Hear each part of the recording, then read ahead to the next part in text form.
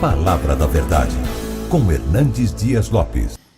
Eu quero partilhar com vocês o texto que está em Apocalipse, capítulo 1, versos 9 a 13, e depois leremos no capítulo 3, versos 14 a 22. Primeiramente, capítulo 1, versos 9 a 13.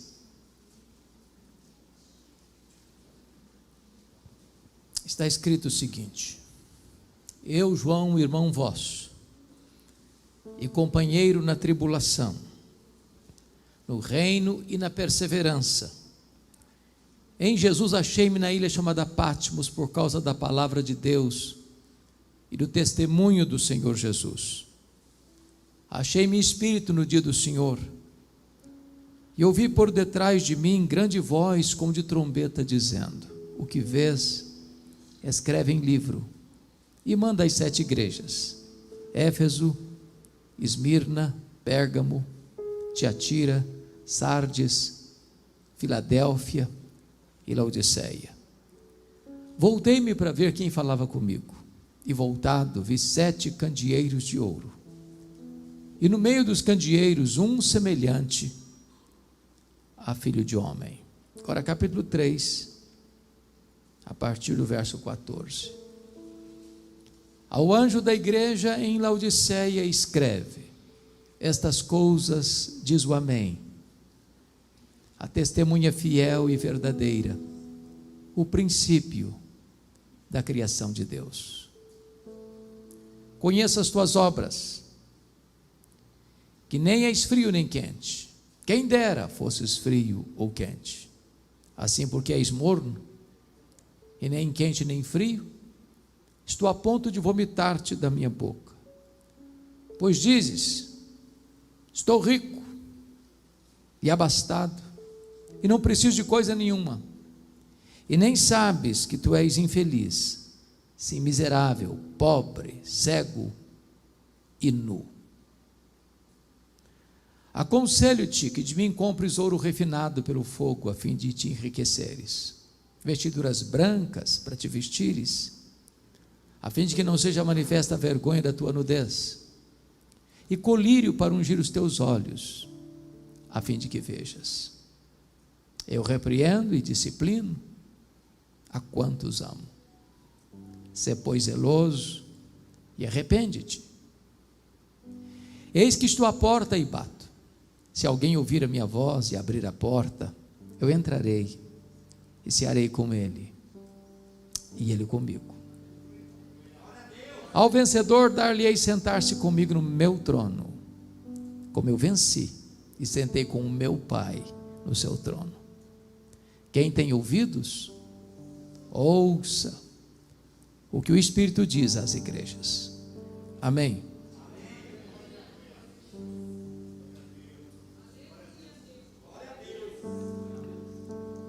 Meus amados irmãos, os dias mais sombrios da igreja cristã, da igreja primitiva, haviam começado desde que Nero, no ano 54 da era cristã, sucede o imperador Cláudio, que governou de 41 a 54.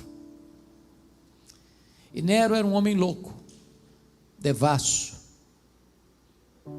violento, que mandou matar sua própria mãe. E desde que ele assumiu como imperador, é que as nuvens escuras se formavam no horizonte, preanunciando a chegada de uma grande tempestade sobre a igreja. 10 anos depois que ele estava no governo, uma tragédia terrível acontece. No dia 17 de julho do ano 64, a maior, mais populosa, mais rica, mais poderosa cidade do mundo, conhecida como a cidade eterna, a cidade de Roma, capital do império, foi incendiada. Mas não um incêndio qualquer. Foram 7 noites e 6 dias, a cidade ardendo em chamas. Nero, o imperador, assisti aquele horrendo espetáculo do alto da Torre de Mecenas, vestido de ator, tangendo a sua lira.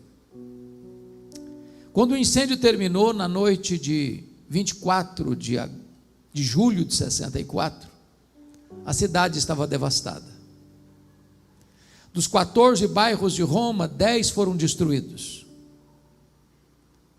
Os 4 bairros restantes, densamente povoados por judeus e cristãos, dão a Nero um álibi para botar a culpa do incêndio de Roma nos cristãos. E começa um verdadeiro massacre. Faltou madeira para fazer cruz, tamanha quantidade de crentes que foram crucificados em Roma.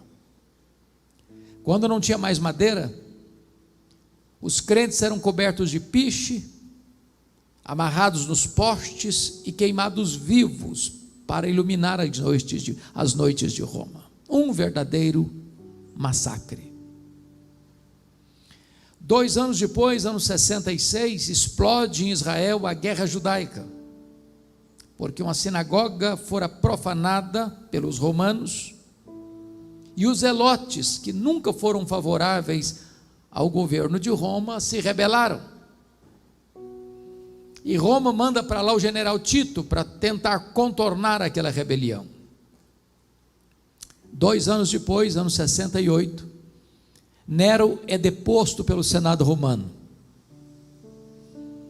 E ele comete suicídio. 2 anos depois, ano 70, a rebelião em Israel em andamento, numa situação já muito crítica. E o general Tito cercou Jerusalém, sitiou Jerusalém. Jerusalém fica no topo de uma montanha, numa cadeia de montanhas, sem provisão, sem qualquer chance de resistência. O general Tito entra na cidade, destrói a cidade, incendeia a cidade, destrói o templo, como Jesus profetizara no seu sermão profético, não ficando pedra sobre pedra. Os judeus são massacrados, e ali acontece a maior diáspora, a maior dispersão dos judeus de todos os tempos, desde o ano 70 a 14 de maio de 1948, quando Israel então retorna ao seu território. Nesse mesmo ano 70, o imperador Vespasiano inaugura o Coliseu Romano, conhecido como o Anfiteatro da Morte. E numa festa de 100 dias de inauguração, 10.000 crentes foram mortos com requinte de crueldade. Os crentes eram enrolados em peles de animais, jogados na arena, para os cães morderem, para os touros pisarem, para os leões esfaimados da Líbia devorarem. Um verdadeiro banho de sangue. Ano 81, assume o governo de Roma Domiciano. Esse imperador foi o primeiro imperador a arrogar para si o título de Senhor e Deus. Ele era tão mau e tão perverso, que uma lenda se criou ao redor dele.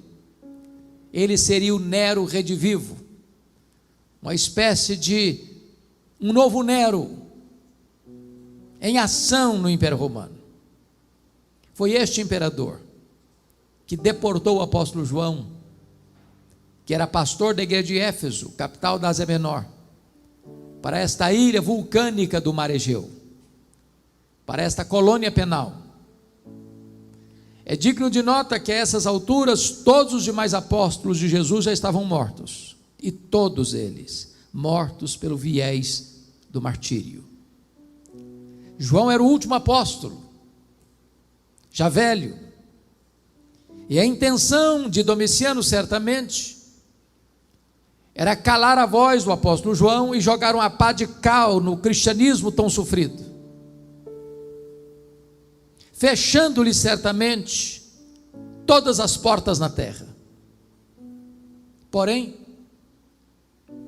quando todas as portas foram fechadas para João na terra, Deus abriu-lhe uma porta no céu e disse: sobe para aqui, e eu te mostrarei não as coisas que talvez aconteçam, não as coisas que podem acontecer, eu te mostrarei as coisas que devem acontecer. Isso nos ensina que, por mais trágica que seja a realidade que vivamos hoje, ou em qualquer outra ocasião da história, Deus nunca foi pego de surpresa e Deus nunca perdeu o controle. Quem tem as rédeas da história nas mãos é Deus. João está na ilha de Patmos por um decreto do imperador Domiciano, mas não é isso que ele entende. O que ele entende, conforme o capítulo 1, versículo 9, que ele diz: achei-me na ilha chamada Patmos por causa da palavra de Deus e do testemunho de Jesus. Domiciano podia ter outra agenda para ele, mas a agenda dele não era estabelecida por Domiciano, a agenda dele era estabelecida por Deus. Era um dia de domingo, era o dia do Senhor. Quando ele escuta uma voz atrás dele, como voz de trombeta, dizendo: o que vês, escreve em livro e manda às 7 igrejas: Éfeso, Esmirna, Pérgamo, Tiatira, Sardes, Filadélfia e Laodiceia. Quando ele se volta para ver quem falava com ele, ele não vê quem falava com ele. Ele vê os 7 candeeiros, as 7 igrejas. E no meio dos candeeiros, um semelhante a filho de homem.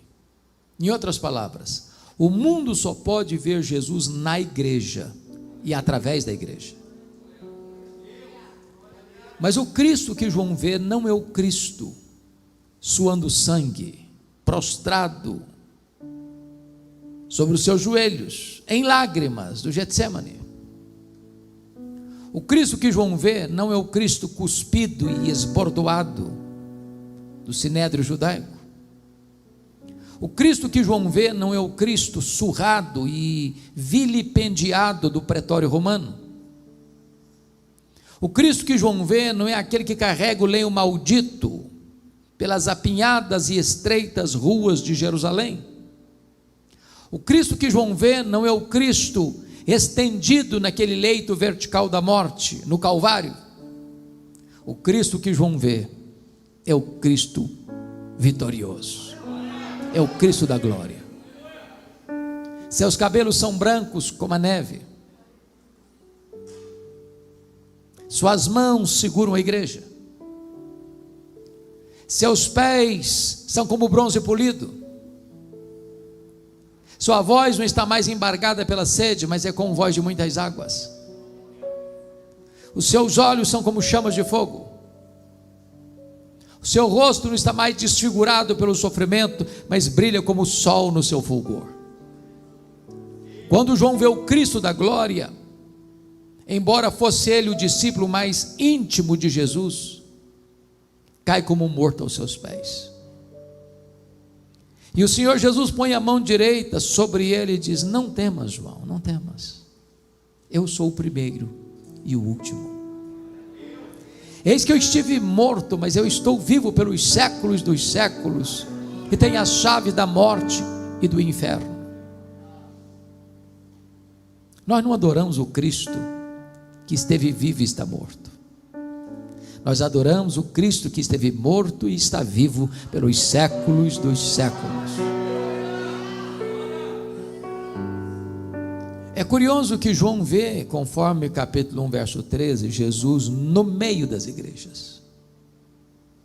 E esta é uma imagem, figura, que nós nunca podemos perder de vista. Jesus está no meio da igreja. Ele está aqui. E é porque Ele está aqui que você e eu estamos aqui. Qualquer outra motivação não seria legítima. Mas notem comigo no capítulo 2, verso 1, que Ele não está apenas no meio das igrejas. Está escrito aí que Ele é aquele que anda no meio dos 7 candeeiros. Ele está andando entre nós, para nos sondar, para nos exortar, para nos corrigir, para nos disciplinar, para nos consolar, para nos fazer promessas. Na medida que Jesus vai caminhando no meio das igrejas, há um estribilho que se repete em todas as cartas. E o estribilho é este: eu conheço. Eu conheço. Eu conheço. Eu conheço. Eu conheço. Eu conheço. Eu conheço. Para 5 dessas 7 igrejas, ele vai usar a mesma expressão. Para a igreja de Éfeso, de Tiatira, de Sardes, de Filadélfia, de Laodiceia, ele vai dizer: eu conheço as tuas obras. O que você fez, seu pai não viu, sua mãe não viu, seu marido não viu, sua mulher não viu, seus filhos não viram, seu pastor não viu, seus amigos não viram, seus inimigos não viram, mas Deus viu. Quando você fechou a porta e apagou a luz, Ele estava lá. Nada pode ficar escondido daquele cujos olhos são como chama de fogo. Porém, para a igreja mais pobre da Ásia, a igreja de Esmirna, Jesus vai dizer outra coisa. Ele vai dizer assim: eu conheço a tua tribulação e a tua pobreza, mas tu és rico. Isso nos conforta, porque num ano de pandemia, de tanto choro, de tanta dor, de tanta lágrima, de tanto luto, Jesus está dizendo para você: eu conheço a sua luta, eu conheço o que você passou, eu sei o que você está passando, aquela dor que lateja lá dentro do seu peito, eu sei o que é isso. E Jesus me choca na sua avaliação, porque Ele diz para a igreja mais pobre da Ásia assim: eu conheço a tua pobreza, mas tu és rico. Porque você e eu temos uma noção, humanamente falando, do que seja uma igreja rica. Qual o conceito que nós temos hoje de uma igreja rica? É uma igreja que tem muitos membros, que tem um templo suntuoso, que tem um orçamento robusto, que tem muita gente influente na sociedade. Esse é o conceito humano de uma igreja rica. Mas é curioso que para a igreja mais pobre da Ásia, Jesus está dizendo assim: olha, eu conheço a tua pobreza, mas tu és rico. Pobre na terra, rica no céu. Pobre aos olhos dos homens, rica aos olhos de Deus. Pobre financeiramente, rica espiritualmente. Curiosamente, a igreja mais rica da Ásia, a igreja de Laodiceia, que se dizia: eu sou rica, abastada, não precisa de nada não. E Jesus olha e faz um outro diagnóstico: não, você é pobre, miserável, você está cega, você está nua. Em outras palavras, o que é importante não é ser rico aos olhos dos homens, o que é importante é ser rico aos olhos de Deus. Na verdade, se uma igreja é de Jesus e depende da graça de Jesus, não tem igreja miserável nem pobre. Pode ter chão batido, mas ela tem Cristo e o poder do Espírito Santo, ela é rica. Porém, para a igreja de Pérgamo, Jesus vai usar uma outra expressão. Ele vai dizer assim: eu conheço o lugar onde tu habitas, onde está o trono de Satanás. Por que Jesus usou essa figura para Pérgamo? Eu acho que todos vocês devem saber que Pérgamo era a segunda maior cidade da Ásia, só perdia para Éfeso, que era a capital. Quando se disputou na Ásia qual cidade construiria o primeiro templo de adoração ao imperador romano, como uma divindade, Pérgamo ganhou a concorrência de Éfeso. E muito provavelmente Jesus está se referindo a esse aspecto Eu conheço o lugar onde tu habitas, onde está o trono de Satanás, por esse detalhe. Porque ali se erigiu o primeiro templo de adoração a um homem, como se Deus fosse. Então o que Jesus está dizendo é o seguinte: qualquer lugar onde um homem é venerado, aí está o trono de Satanás. Todo humanismo idolátrico é satânico. Deus não divide a sua glória com ninguém.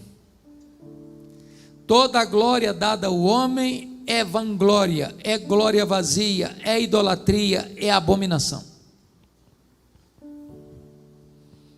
Mas a segunda razão, porque lá estava o trono de Satanás, é porque Pérgamo hospedava o templo de uma divindade pagã chamada Esculápio.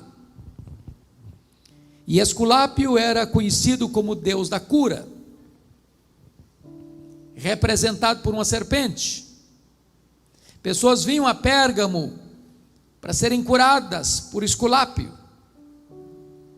É por isso que quando você vai ao seu médico até hoje, você vai ver bordado no jaleco branco do seu médico uma serpente. Isso vem de Pérgamo, isso vem de Esculápio, isso vem do Deus da cura. Então o que Jesus está querendo dizer é o seguinte: qualquer lugar onde um homem fabrica uma imagem, forja um Deus e se prostra diante dele, aí está o trono de Satanás. Porque o ídolo é nada, ele é pau, ele é pedra, ele é gesso, ele não tem vida. Mas Paulo diz que o que está por trás dos ídolos são os demônios. Mas o que é impressionante é que onde Satanás tem um trono, aí Jesus planta uma igreja para adorar o Rei dos Reis, o Senhor dos Senhores.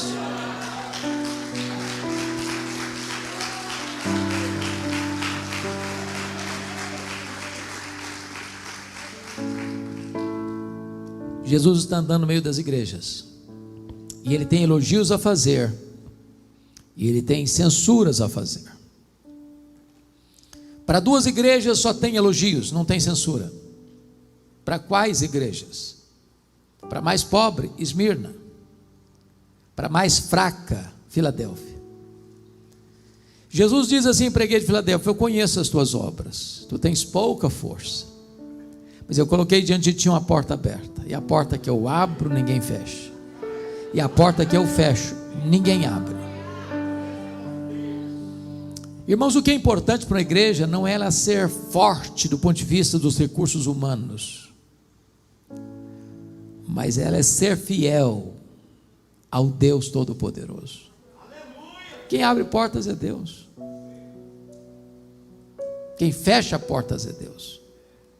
Então preste atenção nessa frase: portas abertas e portas fechadas são a mesma coisa, se abertas ou fechadas por Deus.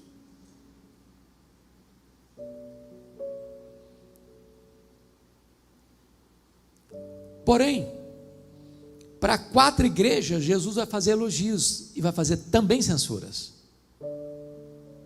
Por exemplo, ele elogia a igreja de Éfeso por 3 razões. Primeiro, pela sua integridade doutrinária. Segundo, pela sua ética, que não cedia às pressões ou às seduções do mundo. A igreja odiava as obras dos nicolaítas, que induziam o povo à imoralidade. E pela sua capacidade de sofrer com perseverança.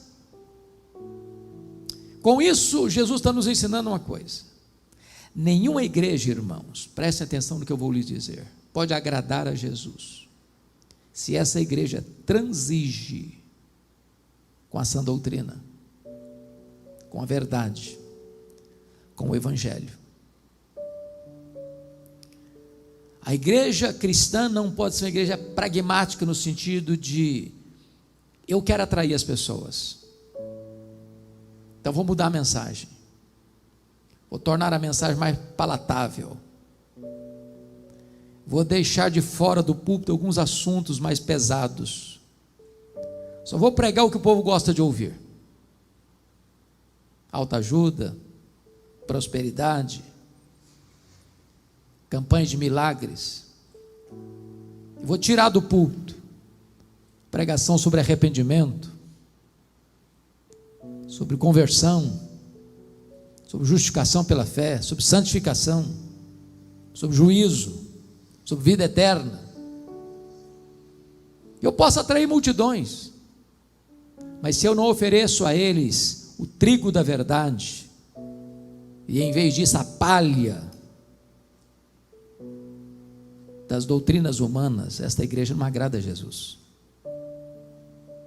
A verdade é inegociável.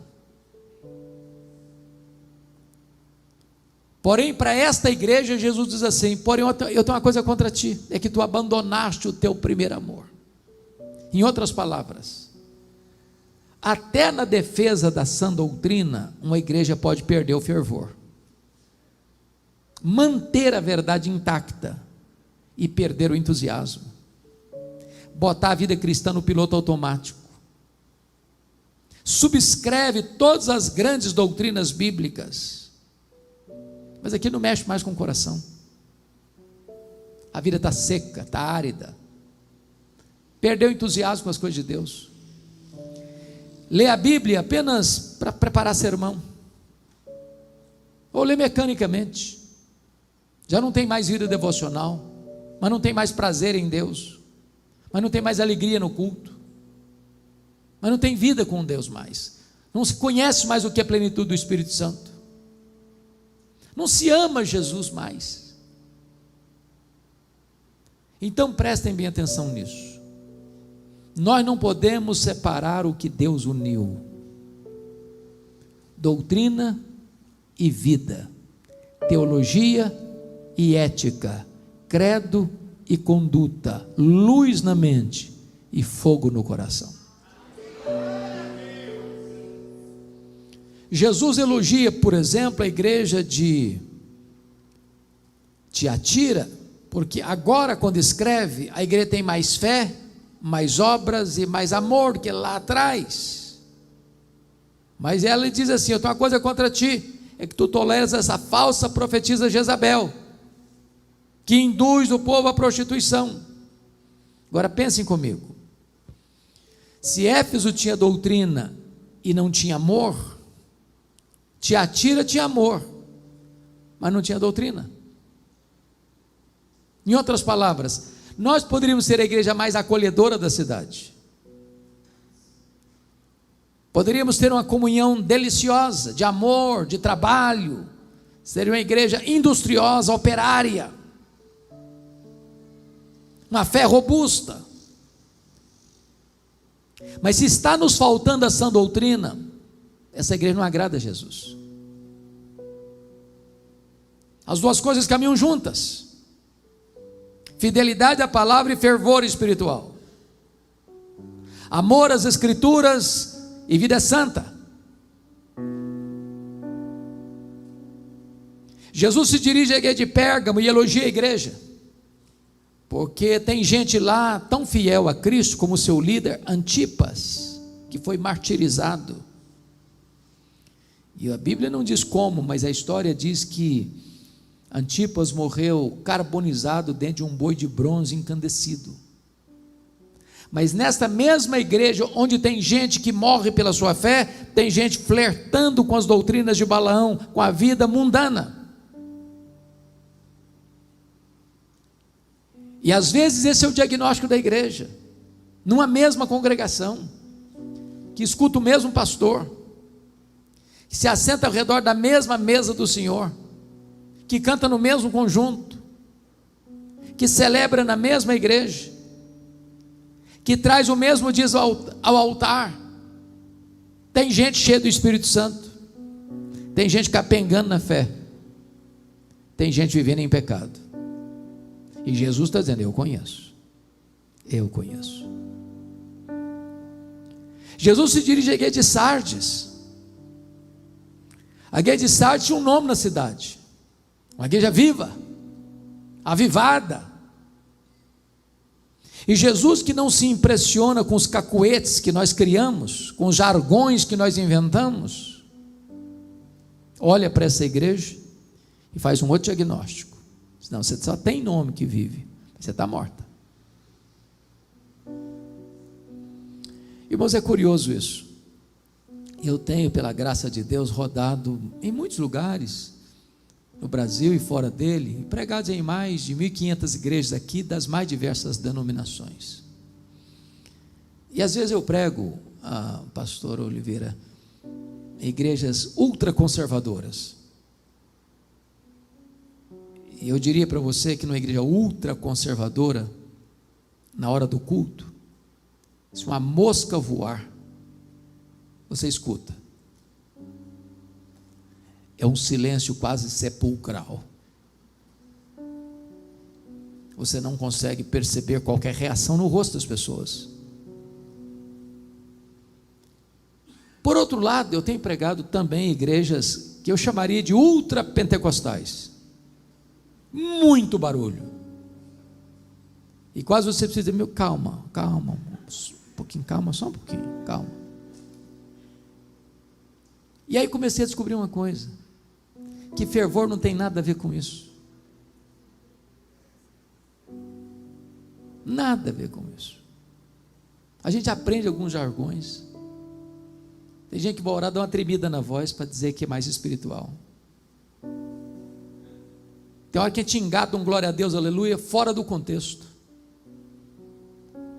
Você diz assim, o pecador miserável está vivendo a vida imunda, glória a Deus. Não é glória a Deus, por favor, não pode falar glória a Deus agora, porque não combina. Então o glória a Deus está engatado assim no automático. Isso não tem nada a ver com espiritualidade. E Deus conhece e quer a verdade no íntimo. E Jesus, que examina, que conhece a igreja que tinha uma fama na cidade, uma igreja viva, de uma igreja avivada, Jesus olha, não, está morta. E aí eu fico perplexo com Jesus, porque a avaliação dele é tão diferente da minha. A igreja que diz que é pobre, ele diz, não, você é rica. A igreja que diz que é rica, Jesus, não, você é pobre. A igreja que diz que está viva, Jesus, não, você está morta. A igreja que é fraca, Jesus, não, mas eu coloquei diante de você uma porta aberta. Então a conclusão é a seguinte: o que importa não é o que eu penso a meu respeito. O que importa não é o que as pessoas pensam a meu respeito. O que importa é o que Jesus diz a meu respeito. Só Ele pode dizer, eu conheço, eu conheço, eu conheço. Mas para uma igreja, irmãos, Jesus não tem nenhum elogio. A igreja de Laodiceia. E o que me deixa pasmo é que é a igreja que tem a melhor avaliação de si mesma.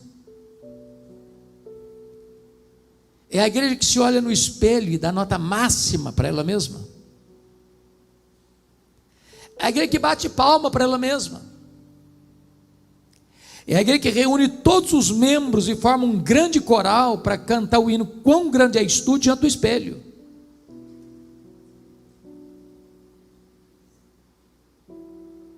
E Jesus vai examinar essa igreja. E há 3 coisas aqui que eu destaco. Primeiro, o diagnóstico de Jesus, versos 15 a 17. Segundo, o apelo de Jesus, versos 18 a 20. Terceiro, a promessa de Jesus, versos 21 e 22, com base no verso 14. Vamos entender isso aqui. Talvez você pergunte por que Jesus usou as figuras que usou para esta igreja, como por exemplo, quente, morno, frio, ouro puro, vestes brancas, colírio. Foi por acaso? Jesus está me ensinando uma coisa importante aqui. Eu estou me dirigindo a alguns pastores aqui, pregadores, muito importante. Nós precisamos conhecer não só a nossa Bíblia, nós precisamos conhecer a nossa cidade. A nossa mensagem precisa ser adequada à cidade onde nós moramos. Se eu pregar uma mensagem rural para uma população urbana, eu estou fora de contexto. Como estaria fora de contexto se eu pregasse numa região rural uma mensagem urbana. Jesus conhecia o texto e o contexto.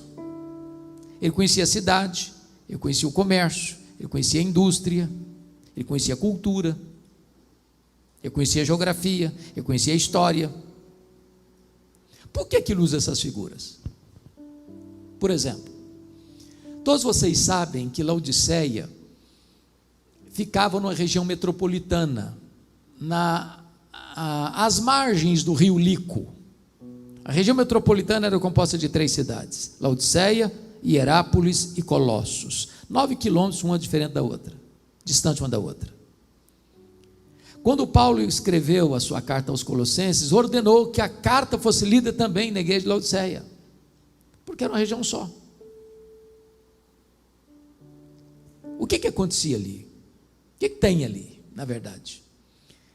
Hierápolis era mundialmente conhecida como a cidade das águas quentes, era a nossa Caldas Novas brasileira. Lá tem uma montanha chamada de Castelo de Algodão, de rochas calcárias brancas, de onde brotam águas quentes. Já estive lá, são quentes mesmo, e vão descendo e formando piscinas, e pessoas vinham e vêm até hoje tomar banhos terapêuticos. Do outro lado do rio Lico ficava Colossos, para quem Paulo escreveu a carta aos Colossenses, e era também conhecida pelas suas fontes de águas frias, geladas, também terapêuticas. Mas a maior cidade da região metropolitana era Laodiceia, e não tinha fontes de águas, nem quentes, nem frias. As águas chegavam na cidade por aquedutos, vindo das montanhas, e chegavam tépidas, mornas, impróprias para beber, e até impróprias para uso terapêutico. E Jesus pega esse gancho e diz assim: quem dera tu fosses quente como as águas de Hierápolis, quem dera tu fosses fria como as águas de Colossos, mas porque tu és morna como as águas que chegam na cidade, estou a ponto de vomitar da minha boca. Por que ele usa a figura do ouro puro para te enriqueceres? Porque Laodiceia era a cidade dos endinheirados, dos banqueiros, orgulhosa do ouro, mas pobre espiritualmente. Por que Jesus usa a figura das roupas brancas para te vestires? Porque Laodiceia era o maior centro têxtil da Ásia Menor. Ela se orgulhava das suas fábricas de roupas. E Jesus está dizendo: vocês se orgulham das suas fábricas de roupas, mas espiritualmente vocês estão nus. Por que Jesus usa a figura do colírio para ungir os teus olhos a fim de que vejas? Porque Laodiceia era o maior centro médico na área de tratamento de olhos de toda a Ásia. Havia um remédio quase milagroso, o pó frígio. E Jesus está dizendo o seguinte: vocês se orgulham das suas clínicas de tratamento de olhos, mas espiritualmente vocês estão cegos. O que Jesus está fazendo? Um diagnóstico. Mas o que é curioso, irmãos, não é o que Jesus vê, é o que ele não vê. Porque se você lê as 7 cartas numa sentada só, você vai perceber algo chocante. A única igreja que não recebe nenhum elogio de Jesus e só censura, não há nenhuma denúncia de Jesus de problemas doutrinários na igreja. Não tem falsos apóstolos, não tem falsos profetas, não tem falsos mestres, não tem doutrina de Balaão, não tem doutrina de Nicolaítas, não tem doutrina de Jezabel. Diríamos nós hoje que a igreja de Laodiceia era uma igreja saudável, doutrinária, teologicamente falando. Leia as cartas e vocês não verão em Laodiceia nenhuma denúncia de problemas morais, como tinham problemas morais na igreja de Pérgamo, na igreja de Tiatira, na igreja de Sardes. Era uma igreja ética. Leia as cartas e vocês não verão nenhuma denúncia de Jesus de problemas financeiros, de pobreza, de carência na igreja. O povo era próspero. Os teólogos da prosperidade não fariam sucesso lá. Todo mundo já era rico. Em tempos de guerra e de perseguição, como aconteceu em Pérgamo, a ponto de ter martírio na igreja, a igreja de Laodiceia vivia em paz. Era ortodoxa, era ética, era próspera, vivia em paz. E eu lhe garanto uma coisa: se você e eu morássemos naquela região, naquela época, a igreja que você e eu gostaríamos de frequentar seria a igreja de Laodiceia. A igreja estava bem com ela mesma? A igreja estava bem com a sociedade? Ela estava acomodada ao status quo da sociedade. Então o que é que Jesus vê nessa igreja que tanto o aflige? Só uma coisa, falta de fervor espiritual.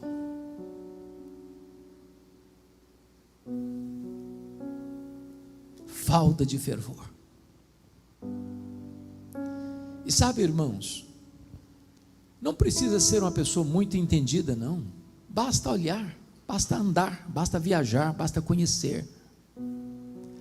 O que falta na igreja evangélica brasileira, não importa a denominação, não importa o estilo de liturgia, o estilo de culto, é falta de fervor espiritual, falta de brilho nos olhos, falta de calor no coração, falta de quebrantamento, falta de arrependimento, falta de fome da palavra, falta de sede de Deus, falta de avivamento espiritual.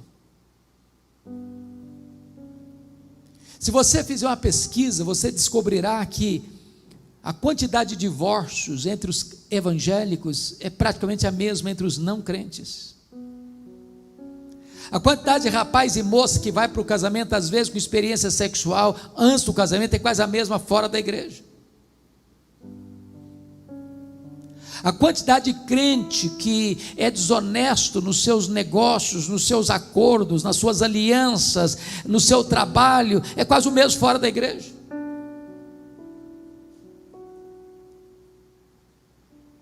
A quantidade de representantes políticos chamados evangélicos que têm os mesmos problemas às vezes dos demais, é quase a mesma coisa.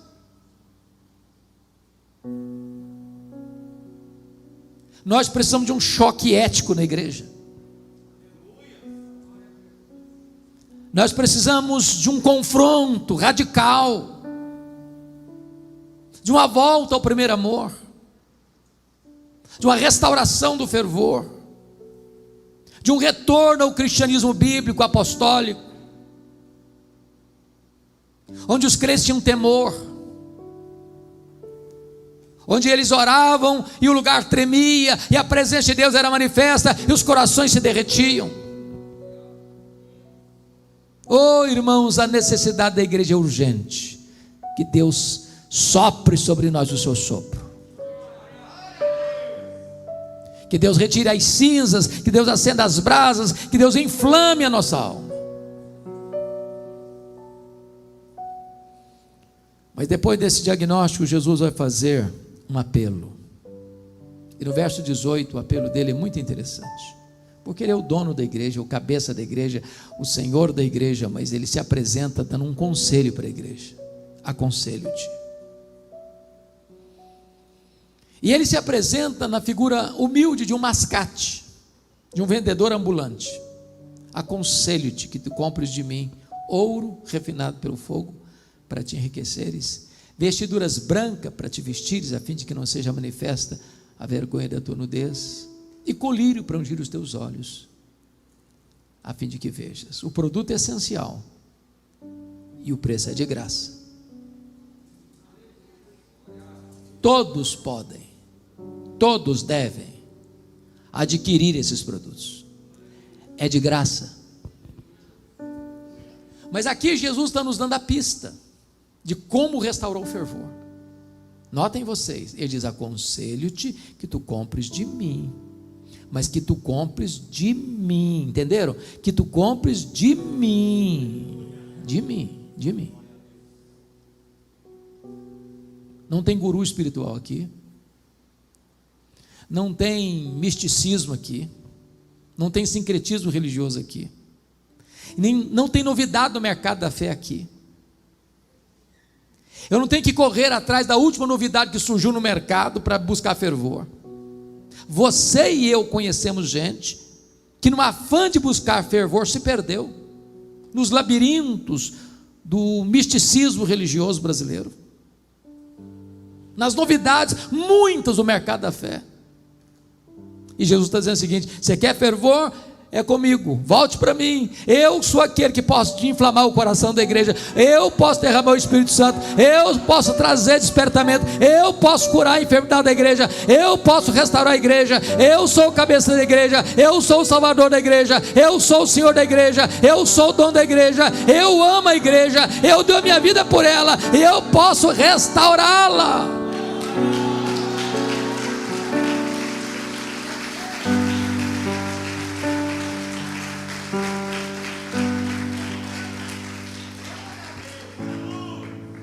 Quando chega no versículo 19, Jesus tem uma declaração a fazer e tem uma ordem a dar.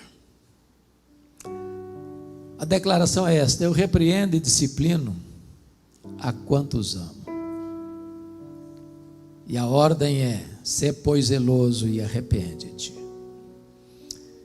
Irmãos queridos, sempre que eu leio esta carta eu fico um pouco constrangido, porque a linguagem de Jesus é pesada, não é não? Eu não sei quanto a você, mas náusea para mim é pior do que dor. Quando você está nauseado, nada está bom. Você está em pé, está desconfortável. Você senta, piora. Se você deita, o mundo roda.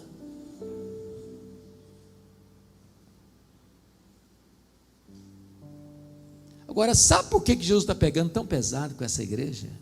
E por conseguinte, com você e comigo hoje?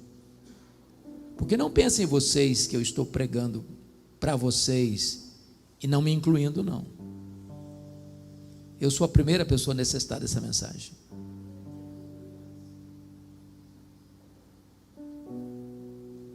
Jesus está dizendo o seguinte para você e para mim hoje: sabe por que eu estou pegando pesado com vocês? É porque eu amo vocês, é porque eu não desisto de vocês, é porque eu não abro mão de vocês. Eu estou repreendendo e disciplinando vocês porque eu não desisto de vocês, eu amo vocês, e eu não quero que vocês continuem a viver uma vida apática, morna, insossa, no piloto automático. Então mude de vida, muda a conduta. Aí chega o verso 20 e Jesus docemente se apresenta assim: eis que eu estou à porta e bato. Se alguém ouvir a minha voz e abrir a porta, eu entrarei e cearei com ele e ele comigo. Agora eu chamo a atenção dos irmãos para um fato grave, gravíssimo. A igreja de Laodiceia, ela estava tão bem com ela mesma e tão satisfeita com ela mesma, que tudo girava em torno dela, para ela, para o deleite dela. Que risco você e eu corremos?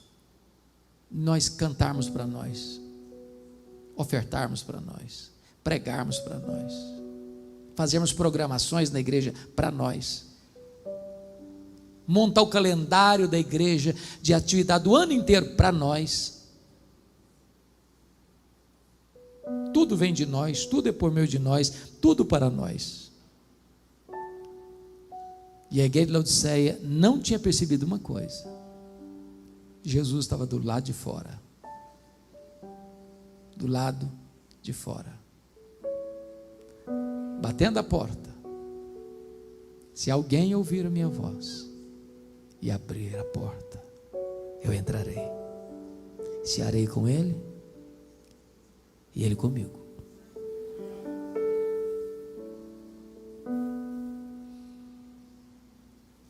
Que Jesus nos convide a cear com Ele é uma graça extraordinária, mas que Ele queira cear conosco, como compreender isso? E eu posso lhes garantir que a única maneira do nosso coração voltar a aquecer e voltar ao primeiro amor é nos assentarmos com Jesus, é termos intimidade com Ele, é tirarmos essa capa do farisaísmo, do legalismo, do religiosismo, das máscaras que nós botamos para impressionar as pessoas, e termos a experiência daqueles caminhantes de Emaús, quando os olhos abriram para ver Jesus, o coração aqueceu, e quando os olhos se abrem, o coração aquece, os pés se apressam, e os lábios se abrem para falar que Ele está vivo e Ele é a razão da nossa vida. Bom, agora Jesus vai fazer a promessa, e no versículo 14 ele diz por que ele tem competência para fazer promessa. Estas coisas diz o Amém, a testemunha fiel e verdadeira, o princípio da criação de Deus. Quando a Bíblia diz que Ele é o Amém, sabe o que a Bíblia está querendo dizer com isso? Não espere novas revelações de Deus além de Jesus Cristo. A revelação de Deus foi progressiva até Jesus, mas não depois de Jesus. Deus falou muitas vezes, de muitas maneiras, aos pais pelos profetas, agora Ele nos fala pelo Filho. Querer mais revelação de Deus depois que Cristo veio é não entender o projeto da redenção. Ele é a última palavra de Deus. Se você não ouvi-lo, não tem mais esperança. Estas coisas diz o Amém, a palavra fiel e verdadeira, porque Ele fala e cumpre, Ele faz e ninguém pode impedir sua mão de fazê-lo. Mas quando Ele diz que Ele é o princípio da criação de Deus, significa que Ele é o agente da criação de Deus, e se do nada Ele criou o universo, Ele é poderoso para restaurar o fervor espiritual na sua vida, Ele tem competência para isso.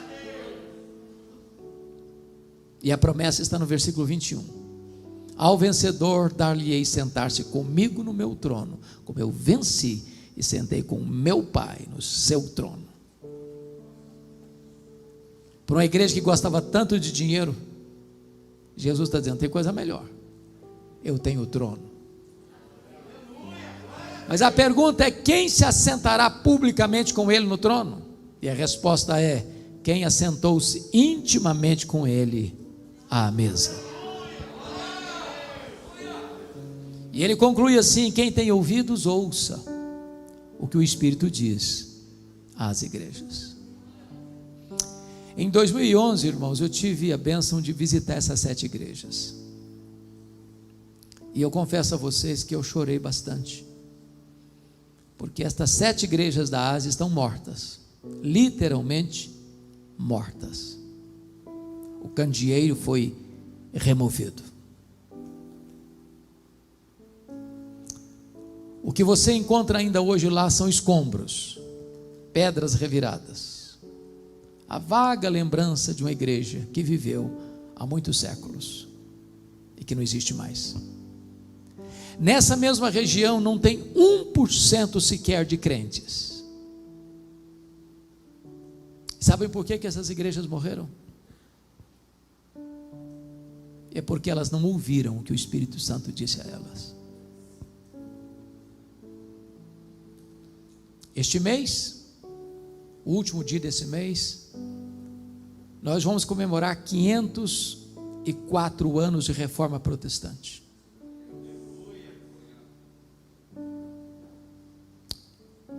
A Europa não tem o que comemorar.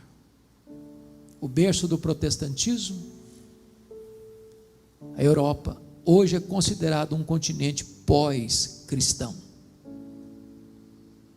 Eu estava lá em Wittenberg, exatamente no dia 31 de outubro. de 2017, nos 500 anos da Reforma. É para chorar. Estive na Holanda, um país protestante. De 1960 para cá, o povo não vai mais na igreja.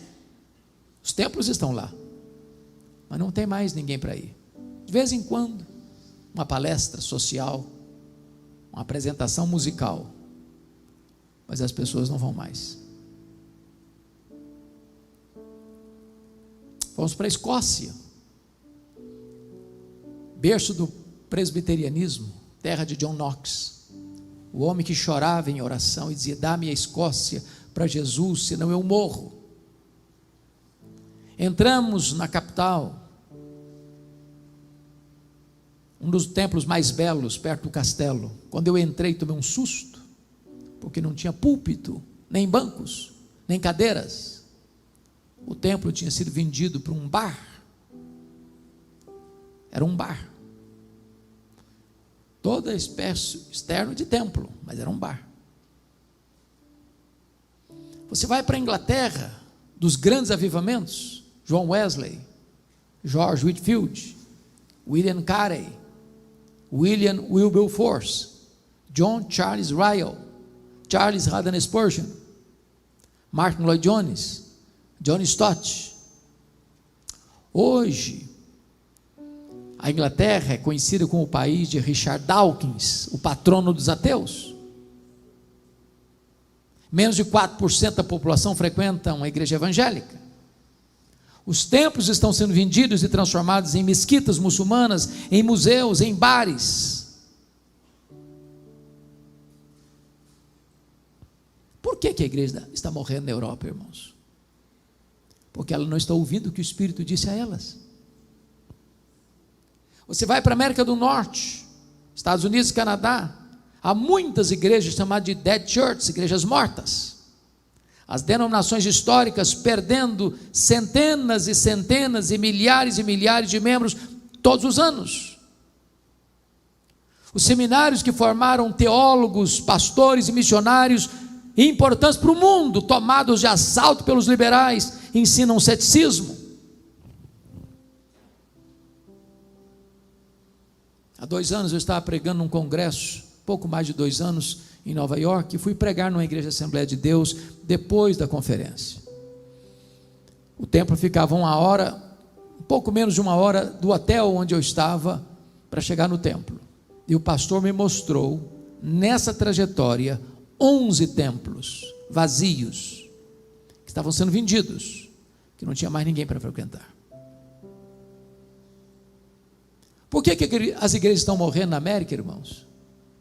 Porque elas não estão ouvindo o que o Espírito Santo diz a elas. Agora olha para o Brasil. Você tem denominações inteiras aqui no Brasil, irmãos, que já se renderam ao liberalismo. Sabe o que é liberalismo?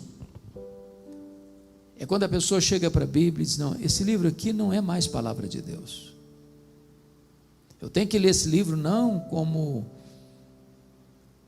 palavra de Deus, inspirada, inerrante, infalível, suficiente. Eu faço uma leitura crítico-literária. Tem erros, tem contradições, tem mitos. Não tem crédito mais. Tem seminários que não creem mais que a Bíblia é a palavra de Deus. Tem denominações inteiras que já subscreveram o liberalismo, estão morrendo. E eu posso lhes garantir isso: qualquer igreja que subscrever o liberalismo, ela assina no mesmo dia o seu atestado de óbito. No dia que eu falar para você, esse livro não é inspirado, eu preciso atualizar a Bíblia, eu preciso ressignificar a mensagem da Bíblia, perdeu a mensagem, não tem mais o que pregar. Não é a cultura que julga a Bíblia, é a Bíblia que julga a cultura. Nenhum concílio humano, por mais extenso, mais profundo, mais antigo, mais moderno que seja, tem autoridade para mudar a Bíblia. A Bíblia não é nova, não é velha, ela é eterna, ela é a palavra de Deus.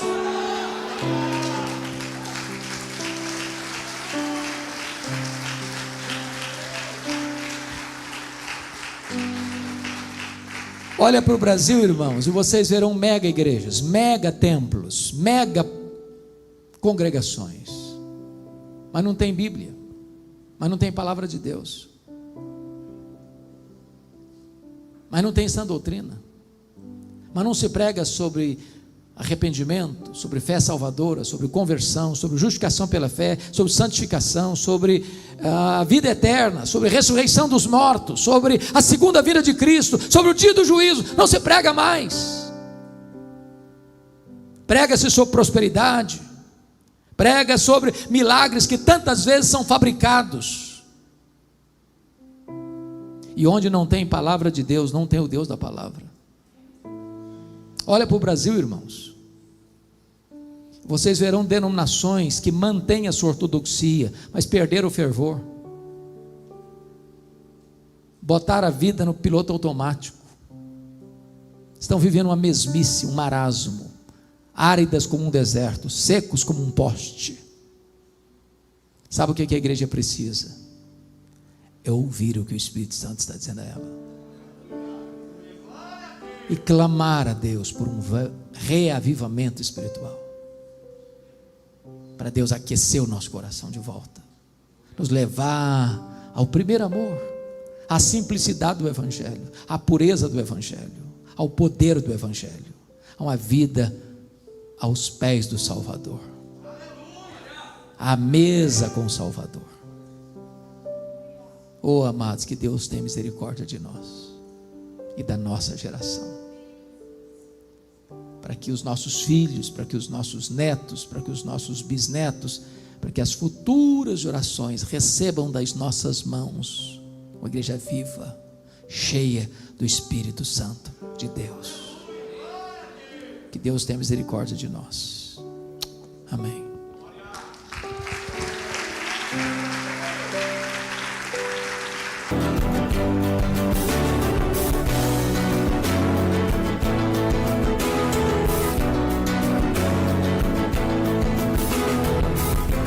Palavra da Verdade, com Hernandes Dias Lopes.